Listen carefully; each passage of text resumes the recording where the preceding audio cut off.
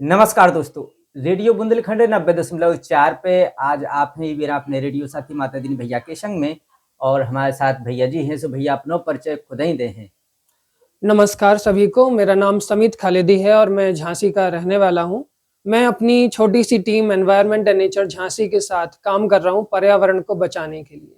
बिल्कुल भैया ने बहुत अच्छी तरीक़ा से अपनो परिचय दे दा और अपने काम के साथ-साथ बता दी।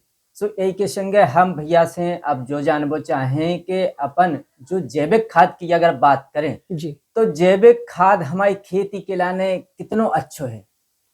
जैविक खाद क्योंकि हम देखते हैं कि अगर जैविक खाद का ज़्यादा इस्तेमाल करेंगे जी। तो वो टिकाऊ होती है खेती। बिल्कुल। अगर हम केमिकल का इस्तेमाल करते हैं तो मिट्टी की जो क्वालिटी होती है वो खराब होती है, उस पर इफ़ेक्ट पड़ता है। चाहे हम जल्दी रिज़ल्ट पाना चाह रहे हों कि जी। सब्ज़ी जल्दी बढ़ जाए, जल्दी से उसकी पैदावार ज़्यादा हो, इसलिए डीडीटी या दूसरे फर्टिलाइज़र यूज़ करे जाते हैं। हाँ। पर उसका लॉन्ग टर्म में जो है इफ़ेक्ट गलत है, नकारात्मक प्रभाव पड़ता है खेती पर। तो मेरी टीम ने जो है घर-घर में लोगों को जो पेड़-पौधे लगाना चाहते जी। हैं, उनको हमने जैविक खाद बनाने का तरीका बताया, तो वो बहुत सिंपल है। अच्छा, हम अच्छा अगर बात करें अपन जैविक खाद बनावे के तरीका की तो इमें कछु आप हमारे सुनने वाले साथियों को बता पाएँगे? जी, जी। उसका तरीका बहुत सिंपल है, जैसे कि आप कोई भी एक बर्तन खाली मतलब जो जैसे एक ड्रम होता है, आप वो जी। ले सकते हैं या फिर हुँ। एक घड़ा होता है, आप वो ले सकते हैं।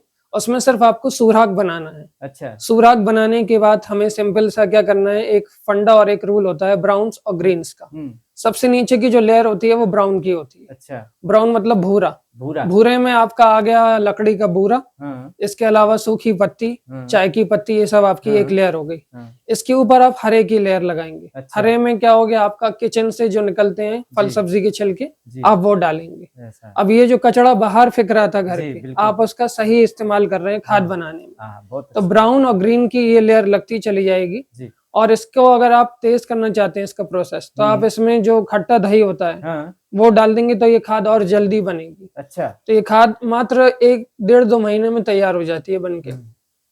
अच्छा तो जो अपनी फसल इससे अच्छी हुए, फसल अच्छी होगी, ठीक? इससे और पैदावार अच्छी होगी। हाँ, और जो पैदावार की अगर आपने बात कही तो पैदावार में इके में कछु अंतर आएगा?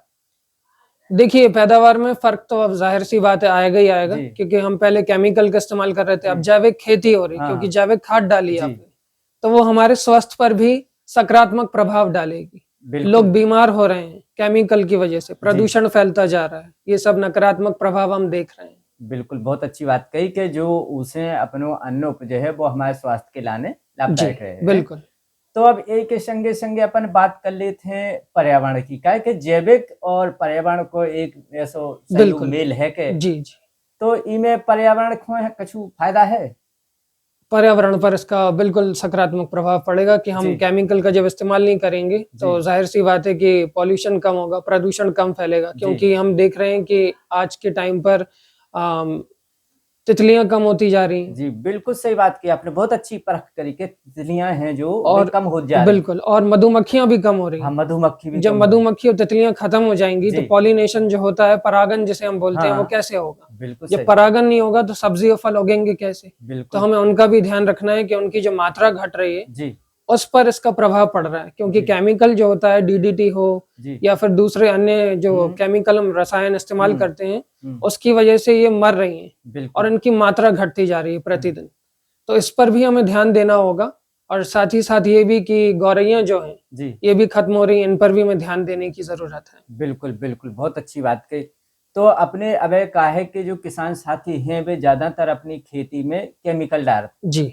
हैं और बा केमिकल भरी जो खेती है, उको जो अन्न अपन खा रहे, जी। तो नाना प्रकार की बीमारियाँ अपन को बीमारियाँ फैल रही। फैल रही।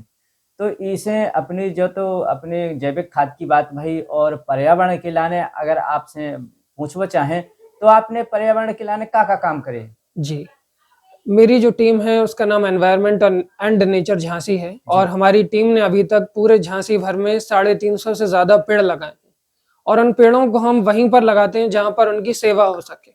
जी। तो ये वो स्थल होते हैं जैसे कि धार्मिक जगह हो गई, हुँ। मंदिर हो गए, आपकी हुँ। मस्जिद हैं, दरगाह हैं। हुँ। यहाँ पर जो उनके पुजारी हैं वो उसकी केयर करते हैं बिल्कुल सही बात और कही। वो छोटा-सा नन्हा पौधा एक बड़ा वृक्ष का रूप लेगा। हाँ। उसकी छाया में जो आज हम लगा रहे हैं, जी। उसकी सेवा जो हम आज कर रहे हैं, हुँ। उसका फल दूसरे लोग भी पाएँगे। तो बिल्कुल ये सही। हमें दिमाग में रखना है।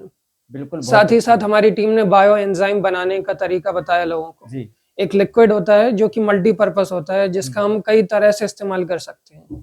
और फिर हमारी टीम ने लोगों को इको ब्रिक बनाना बताया कि हम अच्छा। जो प्लास्टिक का पॉल्यूशन होता है उसे हम कैसे कम और घटा सकते हैं।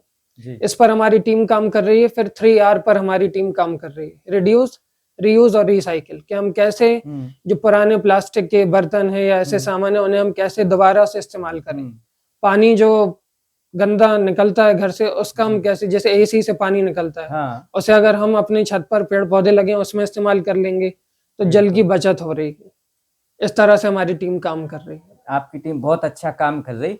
और धन्यवाद। एक क्रम में अगर अपन से और जो बात जानना चाहें कि अगर जी अपने सुनबे वाले साथी हैं या फिर जैसे मान के चलो हम ही हैं, हम ये काम को करबो चाहें तो हम कैसे करें?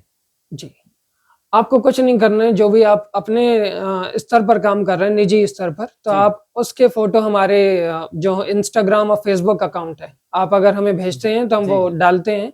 और चूंकि हमारा काम बहुत ज्यादा बड़े बड़े बॉलीवुड सेलिब्रिटीज तक पहुंचता है तो उसकी एक अलग ही बात होती है, क्योंकि हमें कई सारे बड़े बड़े नामचीन हस्तियों का भी साथ मिला है, क्योंकि हम समय समय पर उनके इंटरव्यू भी लेते रहते हैं। तो वो हमारी टीम को जो है एक तरीके से प्रमोट करते हैं और हमारी मदद भी करते हैं, सहयोग करते हैं। बिल्कुल, आपने अच्छी बात कही। अच्छा, आप एक बात और हमें बता पाएं तो अच्छी बात है कि आप जो काम कर रहे इसे अपने जो सुनने वाले साथी हैं या फिर जो आसपास के लोग हैं उन्हें कुछ फायदा है कैसे? तो देखो दोस्तों, अब भैया जी ने बहुत बढ़िया तरीका से अपनी बातचीत रखी है। अब यही के संगे संगे आप भैया से जानत है कि इनने कई किताबें लिखी हैं और अपनी कविताएं भी लिखी हैं जो खुद रची हैं इनने। तो भैया से अब सुनते हैं उनकी कविताएं को।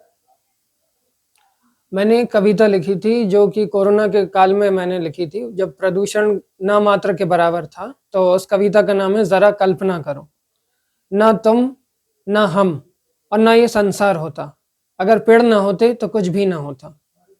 बढ़ता प्रदूषण और घटते पेड़ों की संख्या, जरा कल्पना करो कितना अजीब होगा।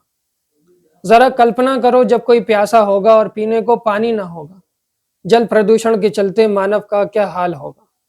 जरा कल्पना करो जब इंसानों से ज्यादा मशीनें होंगी तब भी क्या मानव खुश होगा। जरा कल्पना करो अपने आप को पेड़ पौधों, पशु पक्षियों और इस प्रकृति के बिना। जरा कल्पना करो उस कल की जो भविष्य है, उस वातावरण की जो साफ होगा।